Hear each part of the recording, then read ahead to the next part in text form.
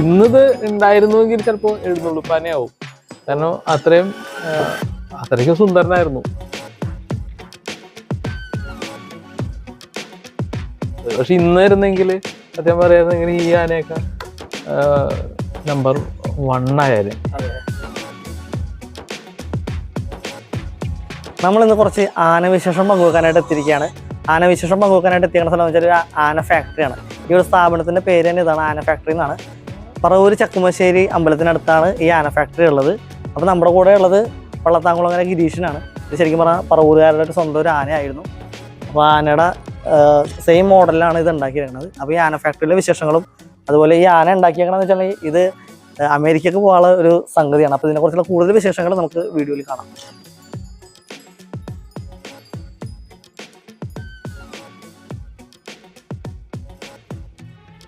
പള്ളത്താങ്കുളങ്ങര ഗിരീശൻ എന്നാണ് ഈ ആനയുടെ പേര്. ഈ ആന ഒരു കാലഘട്ടത്തിൽ സത്യം പറഞ്ഞു കഴിഞ്ഞാൽ പറവൂര്, ചെറായി, എറണാകുളം മാത്രമല്ല എല്ലായിടത്തും ഈ ആനയ്ക്ക് അത്യാവശ്യം പേരൊക്കെ ഉണ്ട്. ഈ ആന ശരിക്കും പറഞ്ഞു കഴിഞ്ഞാൽ UP ആണെന്നാണ് പറയുന്നത്, ഉത്തർപ്രദേശാണ്. പക്ഷെ നാടൻ ആനയുടെ എല്ലാ ലക്ഷണവും ഉണ്ട്. ഈ ആനയ്ക്ക് ആകെ ഒരു ചെറിയൊരു ഫോട്ടോ തെറ്റുകൊമ്പാണ് എന്നുള്ളതല്ലാതെ, തെറ്റുകൊമ്പ് എന്ന് വെച്ച് കഴിഞ്ഞാൽ ഒരു കൊമ്പ് കയറി ഒരു കൊമ്പ് ഇറങ്ങി അങ്ങനെയൊക്കെ ഒരു ഇതല്ലാതെ ബാക്കിയെല്ലാം കൊണ്ടും ഇത് ഒരു നാടൻ ആനയുടെ എല്ലാ പകിട്ടും ഉണ്ട് ഒരു ആനയാണ്. എന്നാൽ കയ്യ്, നടയുടെ ഇതാണെങ്കിലും തലയാണെങ്കിലും ചീളിയാണെങ്കിലും ഗൗരവം കൊണ്ടാണെങ്കിലും ഈ ആന അത്രയ്ക്കും സുന്ദരനാണ്. ഈ ആനയുടെ ഒരു കാലഘട്ടം എന്ന് പറഞ്ഞത് കേരളത്തില് ഒട്ടനവധി നല്ല ആനകൾ. ഇന്ന് ആനകൾ വളരെ കുറവാണ്, നാടൻ ആനകളില്ല. നാടൻ ആനകളുടെ ഒരു സൗന്ദര്യം ഇപ്പൊ വളരെ കുറവാണ് ഈ പൂരം ആയിട്ട് ബന്ധപ്പെട്ട്. അപ്പൊ അത് വെച്ച് കഴിഞ്ഞാല് അന്ന് അത്രയ്ക്കും നല്ല ആനകൾ കേരളത്തിൽ സുലഭമായിട്ടുണ്ട്. അപ്പൊ അതുകൊണ്ട് ഈ കൊമ്പിന്റെയൊക്കെ ചെറിയ മിസ്റ്റേക്കുകളൊക്കെ ഉള്ളതിന്റെ പേരിൽ കുറച്ച് മാറ്റി നിർത്തിയിട്ടില്ല. ഇതുവരെ ഈ ആനയൊന്നും മാറ്റി നിർത്താൻ പറ്റിയിട്ടില്ല. പൂരം അടക്കം, തൃശ്ശൂർ പൂരം അടക്കമുള്ള എല്ലാ പൂരങ്ങൾക്കും പങ്കെടുത്തിരുന്ന ഒരു ആന. പക്ഷെ ഇന്നത് ഉണ്ടായിരുന്നുവെങ്കിൽ ചിലപ്പോൾ എഴുന്നള്ളിപ്പാനയാവും. കാരണം അത്രയ്ക്കും സുന്ദരനായിരുന്നു. എന്ന് വെച്ച് കഴിഞ്ഞാൽ അന്ന് ഇതിന്റെ ഒപ്പമൊക്കെ നിന്നിരുന്ന ആന കോങ്ങാട് ആന, ഗണപതി ആന, മംഗലാകുന്ന് ഗണപതി, വാമ്പാടി രാജൻ, അതേപോലെ തന്നെ ശിവസുന്ദർ, അവിടെ തന്നെ ഇഷ്ടംപോലെ അതുപോലെ ആനകൾ ഉണ്ടായിരുന്നു. അപ്പോൾ വെച്ചാൽ ഇതൊക്കെ ഒരു 9.5 അടി ഒക്കെ ഉള്ള ആനകളാണിത്. ഈ 9.5 അടി ഉയരത്തിന്റെ ഒരു പ്രത്യേകത ഇത് വെച്ചിട്ട് ഒരു 2ാം സ്ഥാനം 3ാം സ്ഥാനത്തിലേക്കൊക്കെ ഇട്ടിട്ടുണ്ട്. പക്ഷെ ഇന്നായിരുന്നെങ്കിൽ സത്യം പറയായിരുന്നെങ്കിൽ ഈ ആനയൊക്കെ നമ്പർ 1 ആയാലേ. എന്ന് വെച്ചാൽ നാടനാനയുടെ എല്ലാ ലക്ഷണവും ഇതിനുണ്ട്. ഇത്രയും ചീളി വിരിവൊക്കെ ഉള്ള ഒരു ആന പണ്ട് അത് അതിസുന്ദരനായ ഒരു ആനയായിരുന്നു. കിഴക്കുവെട്ടി ഗോപി എന്ന് പറഞ്ഞൊരു ആന ഉണ്ടായിരുന്നു. ആനയുടെ ഒക്കെ ഒരു ചെറിയൊരു ഭാവമൊക്കെ അവിടെ ഒക്കെ കയറി വരുന്നൊരു ആനയും കൂടിയാണ്. സമയം നമ്മൾ നോക്കാൻ പറ്റില്ല. കാരണം വെച്ചാൽ സമയം നമ്മളിപ്പോ ഒരു ഇതനുസരിച്ച് അങ്ങനെ പോയിക്കൊണ്ടിരിക്കും. സമയമൊന്നും നോക്കിയിട്ട് നമുക്ക് ഉണ്ടാക്കാൻ പറ്റില്ല. എന്നാലും ഇപ്പോൾ അവർ പറഞ്ഞ ഒരു സമയത്തിന് ഉണ്ടാക്കി കൊടുക്കാൻ വേണ്ടിയുള്ള എന്നാലും ഒരു മാസമൊക്കെ എന്തായാലും രാത്രി പകലൊക്കെ ഇരുന്ന് വർക്ക് ചെയ്യേണ്ടി വരും. ഇത് US-ലേക്കാണ്. അപ്പോൾ അത് ഇവിടെ ഒരു കൂട്ടുകാരുണ്ട്. അപ്പോൾ അവൻ്റെ അളിയന് വേണ്ടിയാണ്, കൃഷ്ണരാജ് എന്നാണ് പേര്. അപ്പോൾ അവൻ്റെ അളിയന് വേണ്ടിയിട്ടാണ് ഇത് ചെയ്യിക്കുന്നത്. കൃഷ്ണരാജനൊക്കെ ഏറ്റവും കൂടുതൽ അടുപ്പുള്ള ഒരു ആനയും കൂടിയാണ്. അതാണ് അവർ ഇതിനെ സെലക്ട് ചെയ്യാൻ കാരണം എന്ന് വെച്ച് കഴിഞ്ഞാൽ ഇതിനെ സെലക്ട് ചെയ്യാൻ ഒരുപാട് പേർക്ക് താല്പര്യമുണ്ട്.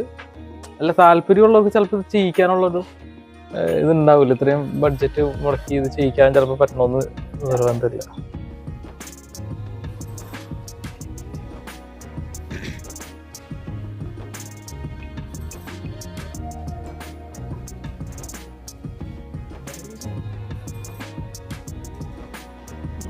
പിന്നെ ഇത് രണ്ടൊന്നും എല്ലാവർക്കും പരിചയമുണ്ട്.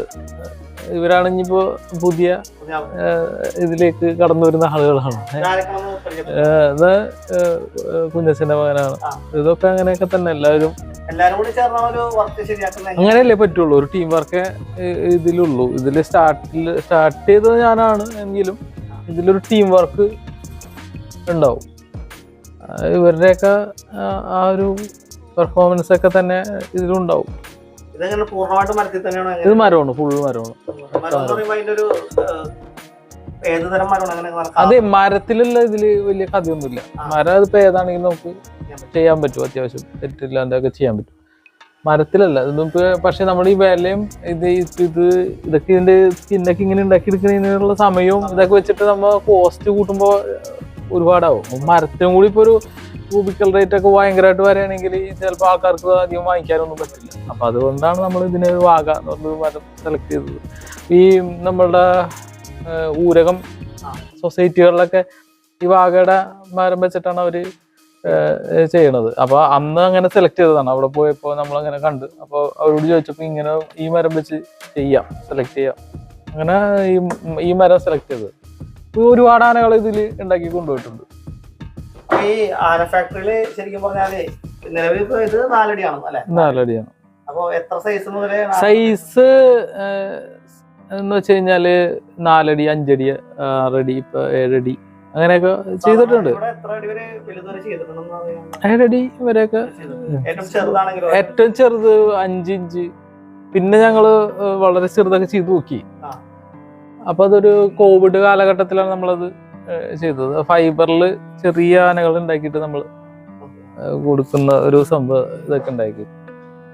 പക്ഷെ അത് ഒരുപാട് ചെയ്യേണ്ടി വരും, ഒരേപോലെ തന്നെ ഒരുപാട് ചെയ്യേണ്ടി വരും. ഇതിൽ ആർട്ടിലല്ല പ്രാധാന്യം.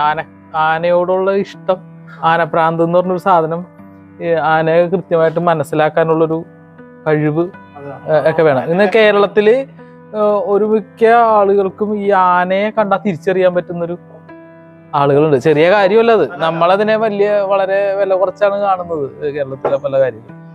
ഈ ആനയെ തിരിച്ചറിയാൻ പറ്റും, മനുഷ്യനെ തിരിച്ചറിയുന്ന പോലെ തന്നെ ആനയെ തിരിച്ചറിയാൻ പറ്റുന്ന ആളുകളുണ്ട്. ഉദാഹരണത്തിന് കാട്ടാന പോലും. ഇപ്പൊ അതിരപ്പള്ളി ആ ഭാഗത്തൊക്കെ ഗണപതി എന്ന് പേരിട്ട് ഒരാനയുണ്ട്. അങ്ങനെ നമ്മുടെ നാട്ടിലുള്ള ഒരു ചില്ലറക്കാരല്ല കേരളത്തിലുള്ളവര്. പൊതുവെ ഇപ്പൊ തായ്ലൻഡിലൊക്കെ ആനയുണ്ട്. അങ്ങനെ തായ്ലൻഡിലൊക്കെ വളരെയധികം ആനയെ വളർത്തുന്നവരുണ്ടെങ്കിലും ഇവിടെ ഉള്ള ഒരു ചെറിയ കുട്ടിക്ക് പോലും ഇത് ഏതാ ആനയെന്ന് പറയാനുള്ള കഴിവുണ്ട്.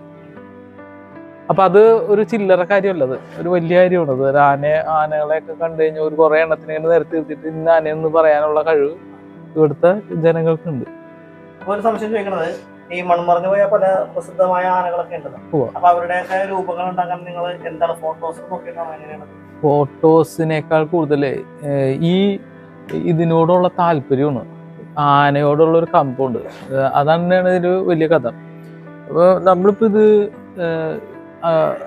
ആനയായിട്ട് ഒരുപാട് ബന്ധമുണ്ടെങ്കിൽ, നമുക്ക് കുറച്ച് ബന്ധങ്ങൾ ഉണ്ടെങ്കിൽ, ഇപ്പൊ നമുക്ക് ഇതിന്റെ ഒരു ലക്ഷണശാസ്ത്രം എന്ന് പറഞ്ഞൊരു സംഭവം പലരിൽ നിന്നും മനസ്സിലാക്കിയേക്കണതാണ്. അപ്പോൾ എനിക്ക് പരിചയത്തിലുള്ളത് കുറെ പേരുണ്ട്. ഒന്ന് ഈ കുട്ടംകുളങ്ങരയിലുള്ള ഒരു മുകുന്ദേട്ടൻ ഉണ്ടായിരുന്നു. ഭയങ്കര ആനയെ കുറിച്ച് അത്യാവശ്യം നല്ല രീതിയിൽ ആനകളെ നോക്കി വളർത്തി ആനയുടെ കാര്യങ്ങളൊക്കെ മനസ്സിലാക്കാൻ കഴിവുള്ള ഒരാളാണ്. ആനയുടെ ചികിത്സ അടക്കമുള്ള എല്ലാ കാര്യങ്ങളും അറിയാവുന്ന ആളാണ്. അതുപോലെ തന്നെ കുറെ പേര്, ഇരങ്ങാട്ട് തിരുമേനി, അദ്ദേഹം 19 ആനയെ വാങ്ങിച്ച് വളർത്തി ഇട്ടൊക്കെ ഉള്ള ആളാണ്.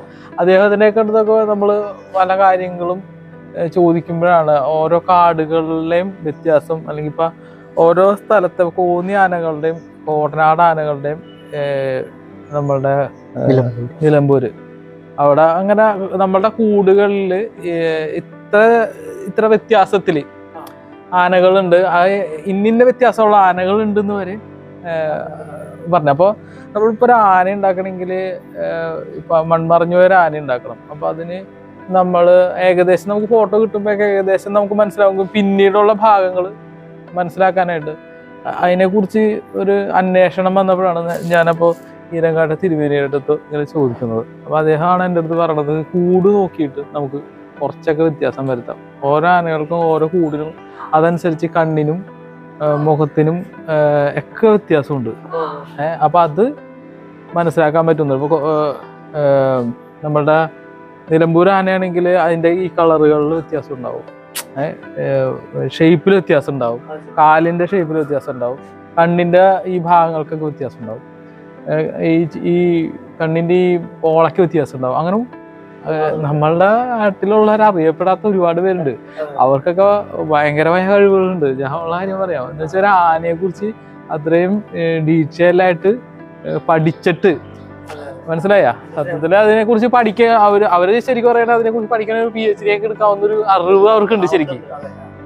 അങ്ങനെ കുറെ ആളുകളായിട്ടുള്ള ബന്ധങ്ങളാണ് നമ്മൾ കുറെയൊക്കെ ഈ പഴയ ആനകളെയൊക്കെ ഉണ്ടാക്കാനായിട്ടുള്ളൊരു പ്രചോദനം കിട്ടി തുടങ്ങിയേക്കുന്നത്. അപ്പൊ ഇവിടെ ഈ ഉത്സവത്തിലൊക്കെ നാട്ടാനകൾ മാത്രമാണെങ്കിൽ കാട്ടാനകളെ നമുക്ക് അങ്ങനെ പ്രശ്നങ്ങളൊന്നുമില്ല. ഏതാനയും നമുക്ക് ഉണ്ടാക്കാം. ആന മാത്രമല്ല, നമുക്ക് അത്യാവശ്യം ആനകളല്ലാതെ ഇഷ്ടംപോലെ വർക്കുകൾ നമ്മൾ ചെയ്ത് പോകുന്നുണ്ട്. പക്ഷെ അതിനൊന്നും അവസരങ്ങളില്ല അധികം. കാരണം വെച്ച് കഴിഞ്ഞാൽ ഒരുപാട് നല്ല കലാകാരന്മാർ കേരളത്തിൽ, തമിഴ്നാട്, കേരളം അങ്ങനെ കിടക്കാണ്. അവരെ നമ്മളൊക്കെ ചെറിയൊരു ഭാഗമാണ്. അപ്പൊ അവിടെ ഒന്നും നമുക്ക് പിടിച്ച് നിൽക്കാൻ പറ്റൂല. ശില്പകലയുമായിട്ട് ബന്ധപ്പെട്ട് ഭയങ്കര കഴിവുള്ളവർ ഇഷ്ടം പോലെ വരുന്നുണ്ട്. അപ്പോൾ അതിലൊരു ചെറിയൊരു ഭാഗമാണ്. നമുക്കപ്പോൾ ഈ ഒരു ആന എന്ന് പറഞ്ഞൊരു ഇത് വെച്ചിട്ടാണ് നമ്മൾ ആനയുടെ ശില്പങ്ങൾ അതേപടി തന്നെ ഉണ്ടാക്കാൻ പരമാവധി ശ്രമിക്കുന്ന ഒരു അവസ്ഥയിലേക്ക് വന്നത്. ഇതിപ്പോ നേരത്തെ പറഞ്ഞല്ലോ, ഇത് അമേരിക്കയിലേക്ക്, അതായത് UK കൊണ്ടുപോകാൻ വേണ്ടി ഉണ്ടാക്കിയ ആനയാണെന്ന് പറഞ്ഞല്ലോ. അപ്പൊ ഇത് ഷിപ്പിലോ അല്ലെങ്കിൽ ഫ്ലൈറ്റിലൊക്കെ കയറ്റി കൊണ്ടുപോകുമ്പോൾ അതിന്റെ വെയിറ്റ് മാനേജ് ചെയ്യാൻ വേണ്ടി നമ്മൾ എന്തെങ്കിലും ചെയ്തിട്ടുണ്ടോ? മരത്തിന്റെ ആനയോണ്ടാണ് ഞാൻ ചോദിക്കാൻ കാര്യം.